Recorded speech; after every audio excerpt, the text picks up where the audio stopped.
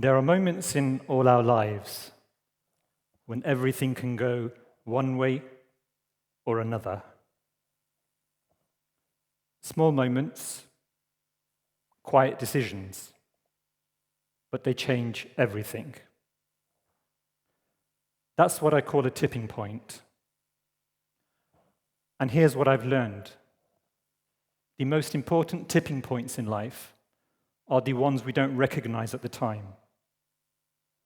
They appear ordinary until they're not. And what matters is not just ability, but whether you understand the rules of the place you're in.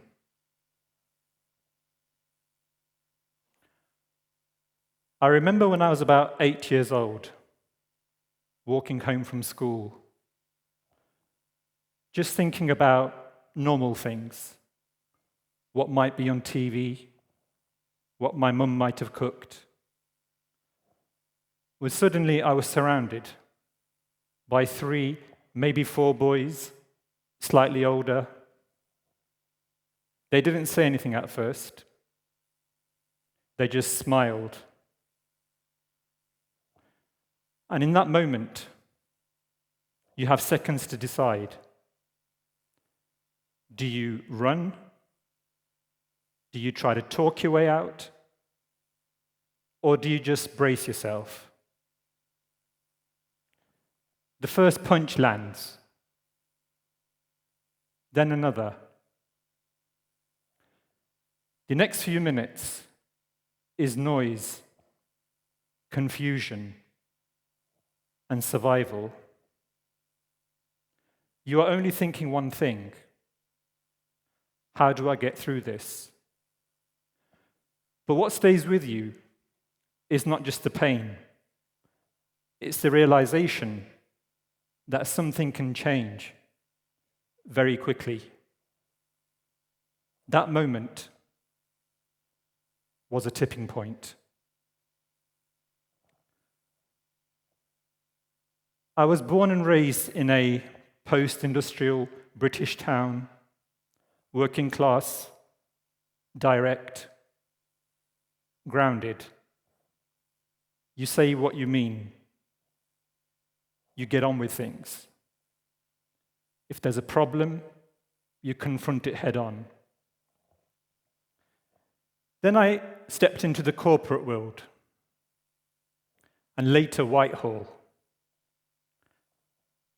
And it felt like I'd entered a completely different country. Same language, but totally different meaning. I remember one of the early meetings. I wanted to challenge a proposal. I spoke calmly, directly, and to the point, the way I always had. The room didn't react badly, but it didn't react well either. It just shifted. It paused and moved on. And I realized something important. I'd said the right thing, but in the wrong way. Same words, different meaning. And I realized there was a rule book, not written down, but everywhere. Who speaks? Who is heard? Who can challenge and how? What is confidence? What is disruptive? Competence gets you into the room, but social literacy decides what happens next. So I wasn't just doing a job, I was learning an operating system. And here's what we don't talk about enough.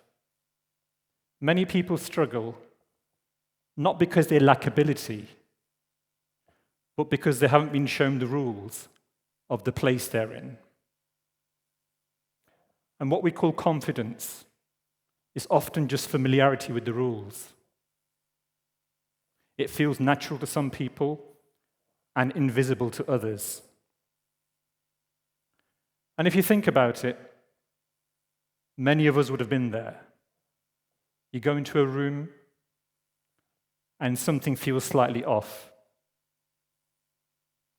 You can't explain it, but you know you don't understand the rules of the place. That's not a confidence gap. That's an information gap. Some people are shown the rules, others have to guess them. And there's a cost to moving between worlds too. You go back to your hometown, and it feels different. It doesn't seem to have changed much since the last time you were there. You still belong, but not in the same way. And in professional spaces, you've learned a system, but you're not from it. So you're constantly translating ways of thinking, ways of speaking, ways of being. You develop two identities, but you're not native to either. But here's where it gets bigger than personal story. Every personal or professional decision you make sits at a tipping point between intention and impact. Most blind spots don't come from bad intentions. They come from limited perspective, from seeing the system only from the inside. So when I think back to that moment, 8 years old, surrounded, I now realize that wasn't just a moment of fear. It was a moment of awareness, the beginning of my understanding that the world doesn't operate on one set of rules. And later, walking into rooms in Whitehall, that same awareness was there. Different setting, same feeling. And the same question, do I understand the rules of this place?